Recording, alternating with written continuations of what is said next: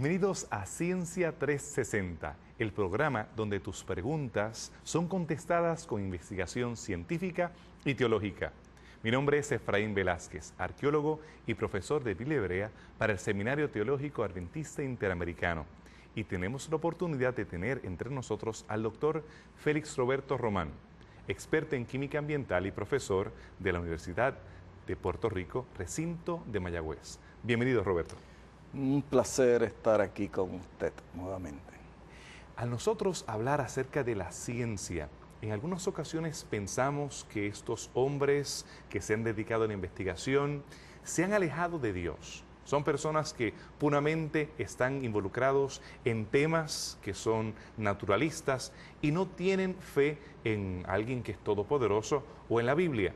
Sin embargo, según mis conversaciones con usted ha podido leer biografías de muchos hombres de ciencia que tienen una fe inconmovible en un Dios creador de todo el universo. ¿Eso lo anima a usted? Definitivamente saber que no estoy solo, que grandes científicos del nivel de Einstein, Millikan, entre otros, Heisenberg, que le enseñamos a los chicos en la universidad cuando discutimos química, de los logros que de estos científicos también eran fieles creyentes en Dios. Usted mencionó uno en específico, por ejemplo, Albert Einstein. ¿Qué importancia tuvo Albert Einstein en la ciencia?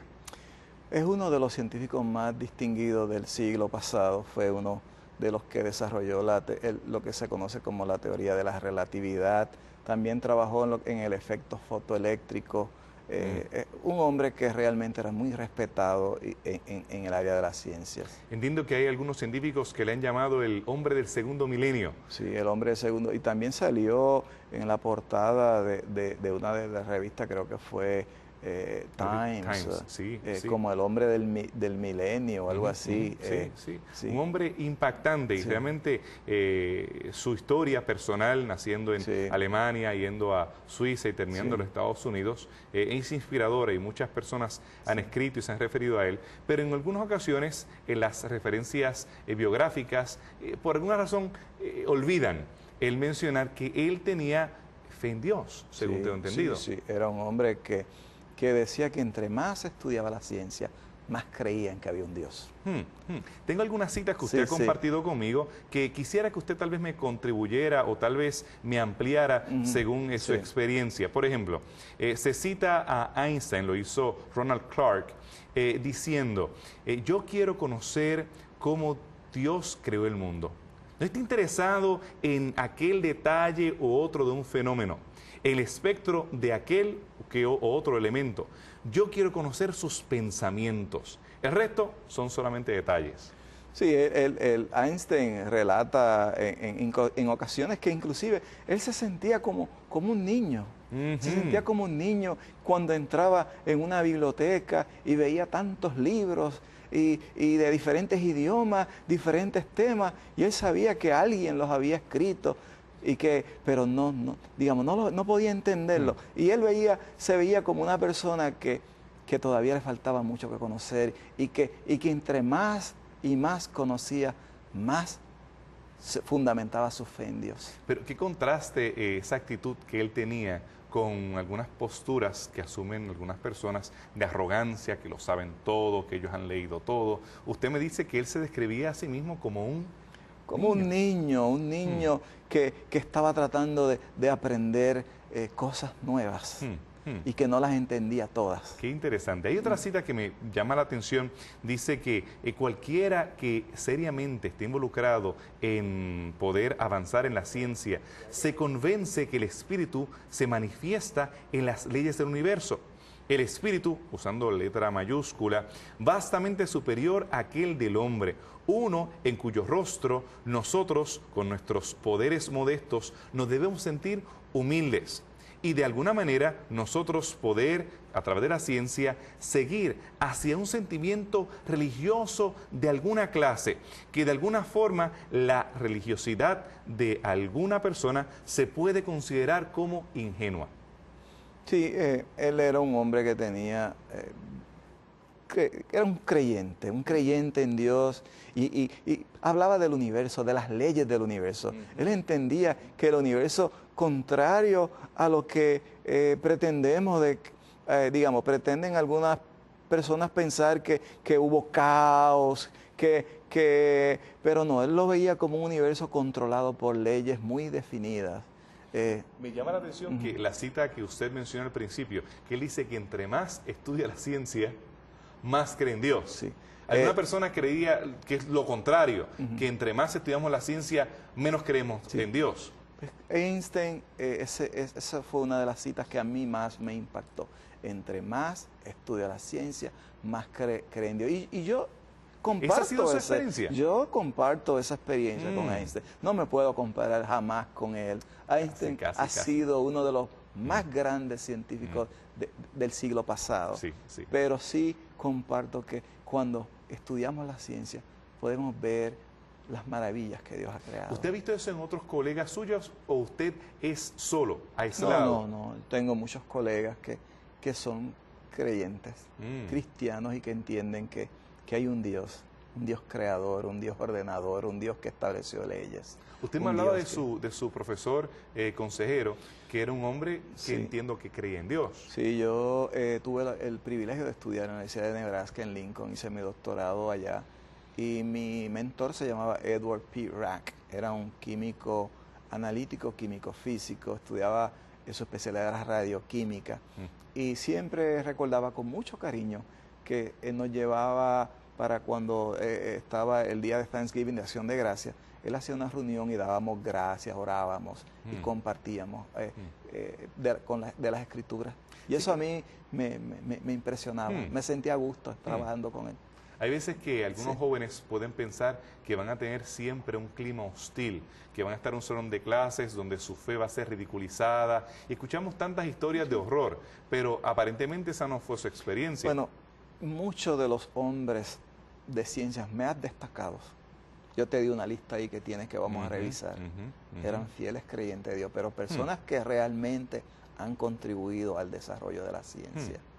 Y definitivamente Einstein es uno de los que yo admiro más. Sí, tal vez por eso deberemos cubrir más de las citas de él, porque son fascinantes. Usted me dio tantas que escoger es un poquito difícil, pero él menciona una que dice, en vista de la armonía que veo en el cosmos, veo con mi mente humana limitada, reconozco que me pregunto, ¿por qué hay personas que no creen en Dios? Lo que realmente me enoja, dice él, makes me angry, lo que realmente me enoja, es que ellos me citan para sostener esas ideas. Sí, yo creo, eso es bien. ¿Te puedes imaginar a Einstein diciendo eso? Él estaba molesto porque algunas personas usaban cosas que él describía del universo para hacer llegar a conclusiones que él no apoyaba. Y él lo molestaba porque él era un fiel creyente de que había un Dios todopoderoso, organizador, que tenía control del universo y que había hecho obras maravillosas. Sí, yo me puedo imaginar a Einstein con su peinado característico. Con el pelo todo erizado. Sí, él hablando fuerte con su acento alemán, cuando estaba tal vez hablando el inglés, él diciendo que se enojaba que lo citaran a él para sostener que no se creía en Dios. Muy interesante. Sí. Al hablar acerca de estos fanáticos ateos, Einstein declara una cita que usted me seleccionó bastante profunda, filosófica, pero quiero compartirla con nuestros amigos televidentes. Dice que hay ateos fanáticos, que su intolerancia es de la misma clase que la intolerancia de los fanáticos religiosos que vienen de la misma fuente. Así que el ser un fanático, ya sea religioso o ateo, según él, viene de la misma fuente. Él los describe como esclavos que todavía sienten el peso de las cadenas que le habían sido libradas. Ellos son criaturas, que ellos están molestos con aquello que llaman el opio de las personas. Eso es citando a Marx. Y ellos no pueden discernir la música que hay en otras esferas. Lo maravilloso de la naturaleza no se hace más pequeño porque nosotros no lo podamos entender o medir. o porque nosotros no lo podemos acomodar a nuestros deseos humanos. Y era un hombre de una visión tremenda y de pensamientos bien abstractos.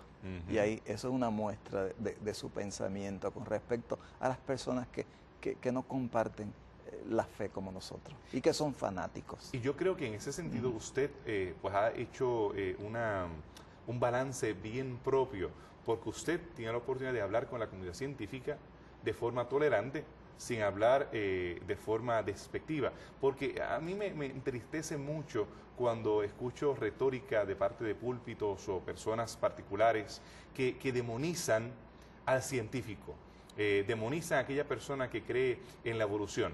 Tenemos personas que creen en la evolución, puramente naturalistas y demás, pero son personas sinceros. En vez de hablar de ellos de forma despectiva, deberíamos hablar de ellos de forma positiva, nosotros ver en qué forma podemos acercarnos y establecer puentes de diálogo en vez de simplemente aislarnos y atomizarnos entre dos campamentos que están en conflicto. Sí. ¿Usted ha tenido la oportunidad de compartir con personas también que son diferentes, tienen una cosmovisión diferente a la suya? Sí, comparto con colegas que creen en la creación, pero la han adaptado de cierta forma, que creen en que la evolución jugó un papel que Dios al principio creó las cosas y las dejó ahí para que surgieran, se desarrollaran. Y yo personalmente no comparto esa visión. Pero usted tiene diálogo con ellos. Pero diálogo con ellos y les expreso mi forma y nos respetamos mutuamente. Excelente, excelente. Fíjate, en otra cita que él menciona, dice que él tiene una firme creencia, una creencia que está basada en esa convicción profunda, que hubo una mente mayor que se revela a nosotros a través del mundo de la experiencia. Y vemos en eso la mano de Dios. Definitivamente. Tú lo que tienes que mirar es alrededor y ver la mano de Dios. La hermosa flor, el pajarito, esas hermosas escenas que se ven de la naturaleza. Y está bien descrito en la Biblia que a través de la naturaleza podemos ver la grandeza de Dios. Salmo 19, los cielos cuentan la gloria de Dios, y el firmamento denuncia la obra de sus manos. Amén, por eso. Indudablemente. Sí. Hay otro científico que usted también enseña en su clase de química, que es Max Planck. ¿Qué me puede hablar acerca del doctor Planck? Es un científico que también recibió el premio Nobel. Era una persona muy distinguida. Si no recuerdo mal, trabajó también con cuestiones atómicas, la teoría cuántica. Exactamente, eso es lo que usted me estaba haciendo en sus notas. En química estudiamos la teoría cuántica, es una teoría fundamental, y déjeme decirle que es uno de los cursos más difíciles en química. Cuando yo estaba en escuela graduada, ese curso muy matemático, explicando cómo matemáticamente los átomos tienen la configuración que tienen, cómo forman las moléculas, los enlaces, la teoría cuántica. Y este hombre la desarrolló, era un genio. Este hombre era para mí un genio, una persona que tenía una mentalidad excepcional. Vamos a ver algunas citas de él. En su libro que se titulaba ¿Hacia dónde va la ciencia?, publicado en el año 1932, él señalaba: nunca puede haber oposición real entre la religión y la ciencia, porque una es el complemento de la otra. Cualquiera persona que sea seria y reflexiva lo ha de reconocer. Yo pienso que el elemento religioso en la naturaleza debe ser reconocido y cultivado si todos los poderes del alma pueden actuar juntos para tener balance y armonía. Y ciertamente no fue por accidente que los grandes pensadores de todas las edades eran almas netamente religiosas. Sí, él mira hacia atrás, hacia otros científicos antes que él, y reconoce que a través de los tiempos, siempre, muchos de los científicos muy destacados eran hombres muy religiosos y que tenían fe, digamos, creían en Dios y en el Creador. Lo interesante es que se nos ha hecho pensar diferente, inclusive hasta en el mundo de la ciencia ficción. Tú puedes recordar al Viaje de las Estrellas, esta serie. Una de mis favoritas. Pues, me encantaba. Los Trekkies. Star Trek, Viaje a las Estrellas. Y ahí tenemos que Captain Kirk él cuando hablaba acerca con el Vulcano, que era el hombre que era frío, científico, analítico, racional, era de una naturaleza, una evolución mayor. Aquellas personas, según Star Trek, que no creían en Dios, que eran el señor Spock, estoy hablando, él tenía que ser frío y tenía que ser racional. Pero no es así. Realmente nosotros no podemos considerar como el epítome de la sabiduría el ser frío y racional, sino que tenemos personas que eran creyentes y que son creyentes, que son sumamente inteligentes. Siempre ha habido, digamos, ideas que no son correctas. Por ejemplo, cuando se trata de escribir al científico o al químico común, es un loco, una persona casi irracional, que está vestido, hace experimentos raros, pero esos son estereotipos que no son reales. Dentro de la comunidad científica, químicos los hay muy balanceados, personas muy racionales y muy dedicados y cristianos también. Sí, eso he notado, eso he notado. Él también menciona, él como en este caso siendo un físico, él dice como un físico. Eso es, como un hombre que ha dedicado su vida hacia una ciencia que es holística y prosaica. Al nosotros explorarla, nadie podría sospechar que yo soy una persona fantasiosa.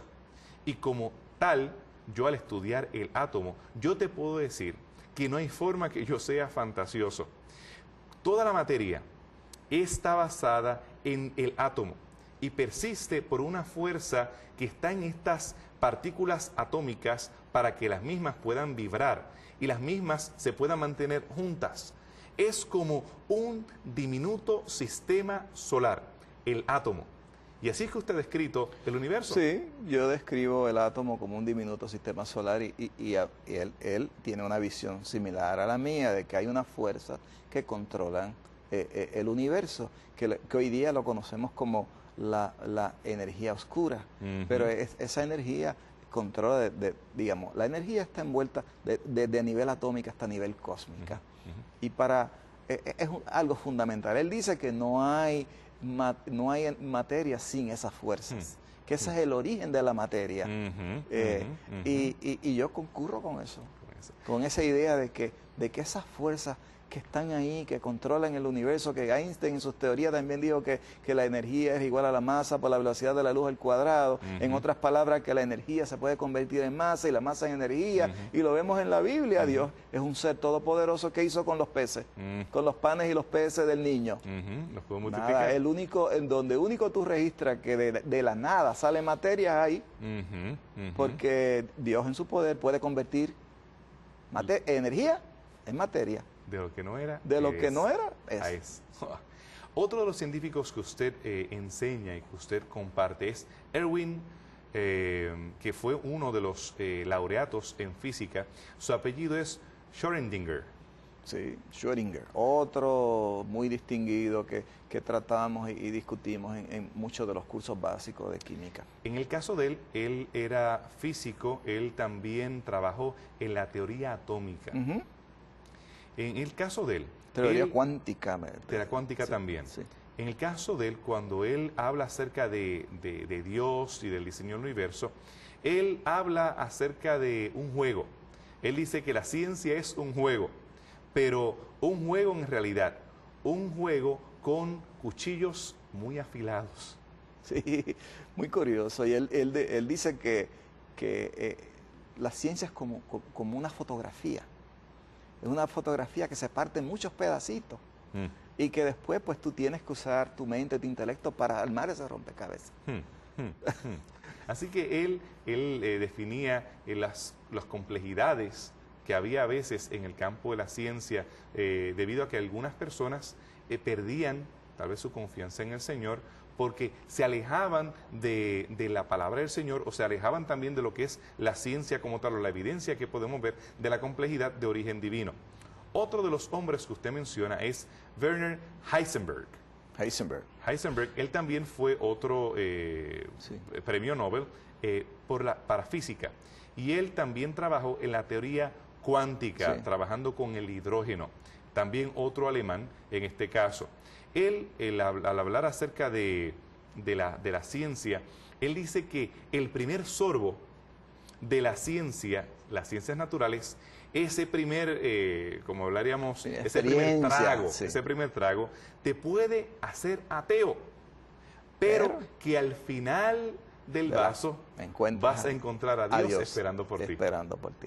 Sí, mi interpretación de lo que dice aquí con respecto al fondo del vaso que encuentra a Dios es que muchas veces cuando empezamos a estudiar la ciencia podemos perder el enfoque, podemos mirar y creer otras teorías, pero cuando nos adentramos en la ciencia y vemos cuán maravillosas son las cosas de Dios, no tenemos opción que creer en un Dios creador verdadero. Entonces, un poco de conocimiento en algunas ocasiones es muy peligroso. No aparenta en algunas ocasiones un poco de conocimiento desviar a la gente. Porque ese primer sorbo, sí, hay personas que toman ese primer sorbo, se creen que son autoridad, hablan de forma arrogante, no hay Dios, no hay tal cosa como el Creador, pero si bebieran todo el vaso, van a ver que en el fondo ahí está Dios esperando por ellos. Y no hay opción. Qué impresionante, me encanta esa cita de Werner, la cual realmente es impactante para nosotros. ¿Qué contribuciones él hizo al mundo de la física? Él entiendo que hizo contribuciones diferentes a sus contemporáneos. Sí, este distinguido científico Heisenberg trabajó en lo que se conoce como el principio de incertidumbre.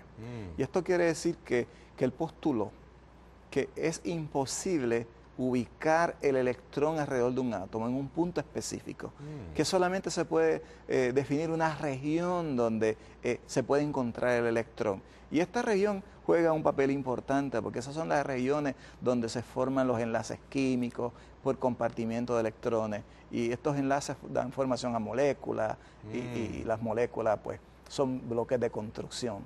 Así que esa fue la contribución que él tuvo. Es interesante una cita de él que me impactó. Él dice que en la historia de la ciencia, desde el famoso juicio hecho hacia Galileo, repetidamente se ha declarado que la verdad científica no puede ser reconciliada con la interpretación religiosa del mundo. Pero él declara que él está convencido que la verdad religiosa y la verdad científica no son incompatibles. Definitivamente que no lo son. Estoy 100% de acuerdo con él. La ciencia y la religión no son incompatibles. Como dice, pueden ser complementarias. Complementarias, y entre más, como dice, entre más estudio la ciencia, más me convenzo de que hay un Dios. Hay otro de sus colegas que yo no quiero dejar atrás porque es uno de sus contemporáneos hoy en estos días recientes, Richard Smalley, el cual ganó un premio Nobel en el año 1996 en química.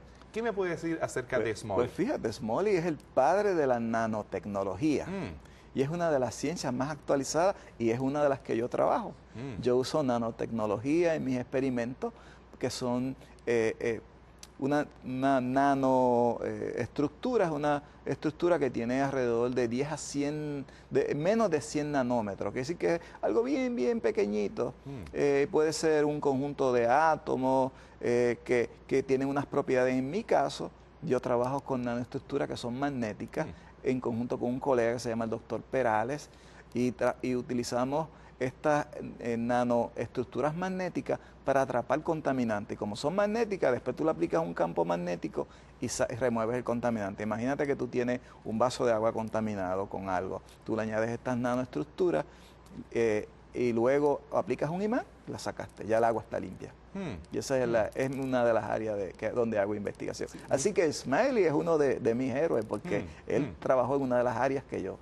Digamos, él fundó el área donde actualmente, una de las áreas donde trabajo. Wow, y hoy tenemos tantos jóvenes que están con nanotecnología, todo lo que tiene que ver. La nanotecnología hoy día se usa en todo, para la medicina, para cosméticos, para alimentos.